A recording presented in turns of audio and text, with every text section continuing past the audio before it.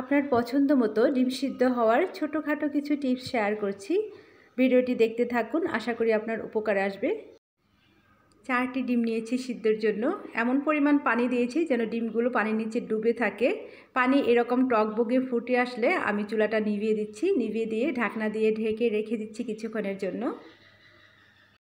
এভাবে ঢেকে রেখেছিলাম 5 মিনিটের জন্য। 5 মিনিট পর এখান থেকে আমি 2টা ডিম তুলে নিচ্ছি। ফুটন্ত গরম পানিতে 5 মিনিট ডিমগুলো ঢেকে রাখার পর এই ডিম দুটো কেমন হলো আমি দেখিয়ে দিচ্ছি। তারপর ওই ডিম দুটি আবারও ঢেকে রেখেছি। তো 5 মিনিট ডিমগুলো রেখে দেওয়ার পর এই ডিমগুলো আধা সিদ্ধ হয়েছে। যারা এরকম ডিম খেতে পছন্দ করেন তারা ফুটন্ত গরম পানিতে 5 মিনিটের জন্য ডিমগুলো ঢেকে রাখবেন, তারপর তুলে নেবেন। বাকি ডিম দুইটা 10 মিনিট ঢেকে রেখেছিলাম। এখন দেখাচ্ছি ফুটন্ত গরম পানিতে 10 মিনিট ডিম ঢেকে রাখার পর ডিমের ভেতরটা কেমন হয়। ডিমের খোসা ছাড়িয়ে নিচ্ছি, কেটে দেখাবো, দেখতে থাকুন। আর আমিও আজকের মতো বিদায় নিয়ে নিচ্ছি।